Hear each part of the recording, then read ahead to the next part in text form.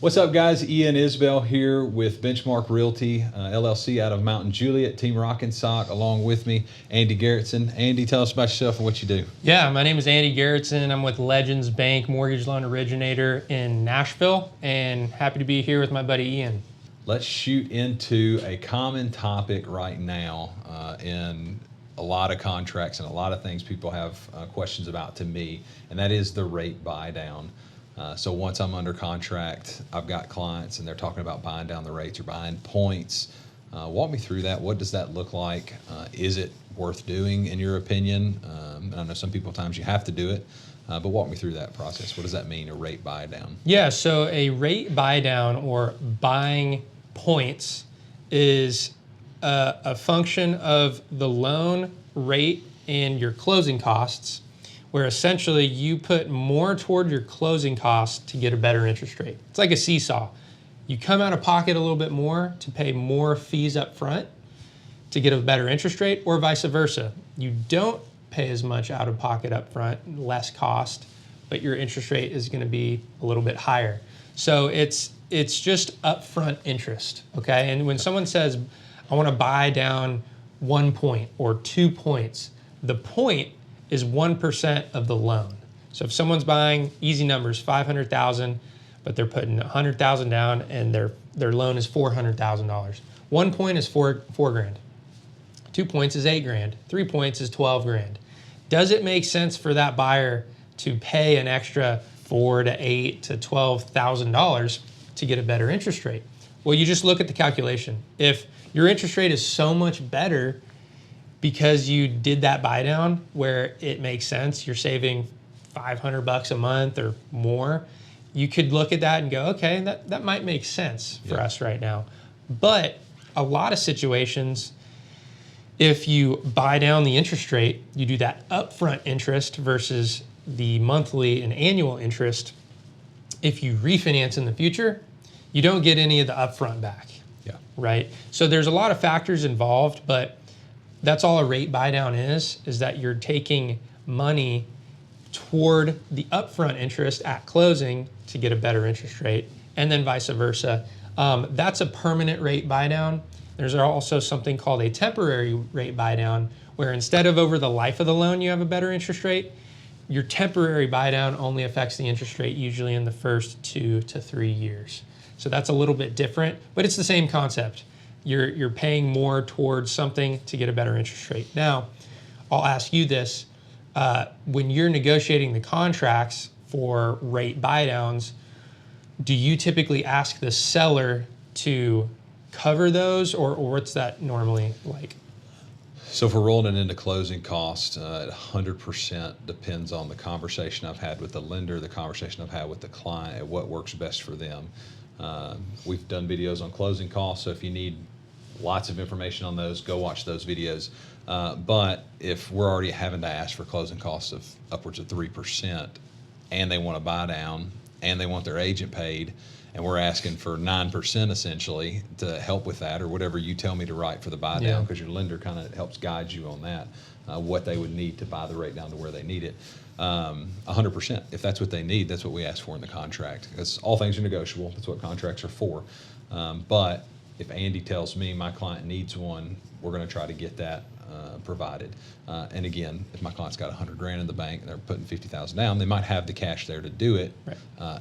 And it benefits them to have it. So if they can do it, they'll do it. But so it depends. Also depends on the market. Are we in a seller's market and you can't ask for nothing because it's a 2021, 2022, and you're competing with 30 other offers on every single property you look at? Yeah, you probably need to ask for as little as possible. Is it right now where we've transferred into a buyer's market? So depends totally on the market, what we're asking for, how much product's out there, who's competing for it. A lot of different sliding scales on what we're doing there. But yes, if the client needs it and it's part of the deal, we're asking for it. Yeah, and clients ask me all the time, hey, can the seller pay for this? And my response is always, talk to Ian, talk to your realtor. Yeah. It totally depends on the situation and whether or not that seller is negotiable. Yeah. So we talk about the rate buy down. Another kind of term we've heard a lot over the last few years is a 2-1 buy down or a 3-2-1 buy down. So that's talking about where you were saying like you can have a 2% off the first year, 1% the next year, then it goes Temporary buy down. Yep. temporary. Yeah. So if you've heard that rate, not just rate buy down, but a 3-2-1 or a 2-1 buy down, that's what that refers to. When I do a rate buy down, and you talk about it's a point. So if we'll go back to the round numbers, we're at 500,000. I'm putting 100,000 down. I've got a $400,000 loan, so 1 point is 4,000. What does 1 point get me? Yeah, it depends. It's like if I'm at interest rate 6%. What does 1 point get me? So every day the rate sheets change, and they're not always a perfect scale, right? So not always does a point get you the same amount of discount. I would say usually it's somewhere in the neighborhood. If you pay a point on a loan, you're going to get 1/4 to 0.5% better interest rate. So if I'm at 6, 5.5, 5.75, 5.5. Yeah, somewhere in that ballpark. But again, it depends on the day, depends on the rate sheet, depends on the lender you're working with. And sometimes I look at these rate sheets and I go, wow, that's good bang for your buck. 1 point gets you 0.5%. Hey, let's talk about this. If it only gets you 1/4%, that's a lot of money up front to only get 1/4% better interest rate. Is there a maximum at how much you can buy your rate down? Like if I wanted to come in and was like, which if I had a ton of money, I'd buy cash, but yeah, I've got money sitting aside. I would like to pay my interest rate from a 6 to a 3. Can you even do that? Yeah, that's a good question. So there are mortgage guidelines that limit. Gotcha. They're regulations, actually. They limit how much you can let the buyer buy down their interest rate. How much that actually affects your interest rate, I mean, you could probably buy it down, from 6 to 5, but that's going to be a lot of money out of your pocket. And the regulation might say, hey, no, we can't let you pay that much. Because if we're saying, hey, give us $25,000 in a rate buy down, we put that into the closing costs. Well, the regulations say, hey, that's predatory lending. You're charging this person $25,000 when the next person that you work with, they're not paying any points and they're getting the higher rate. So there is a cap.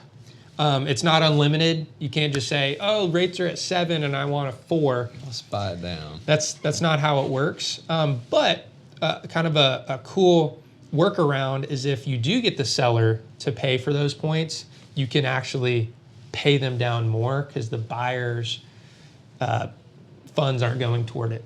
So easy example, if the seller pays 2% toward the points and then the buyer pays 2% toward the points, that's a total of 4 points. That might get you a really good rate if they wanted to do that. And that's where you can use both sides to do it. But I wouldn't recommend a buyer only to put more than, a couple points, depending on the situation. Usually doesn't make sense. Makes a lot of sense. And again, where it pays to have a professional in your corner that's, I tell everybody, I've been doing this for 10 years, hundreds of deals. Not one of them has been the same. You have to be creative. You have to be able to look at that. And another thing I love that you do is the first time, because a lot of my clientele is first time home buyers, sitting down with those people and walking them through the process, not just getting on the phone. Yeah, we'll send you pre-approval. It's a full go of it because you need to understand what you're doing. So I love that process. Thank you for going through the rate buy.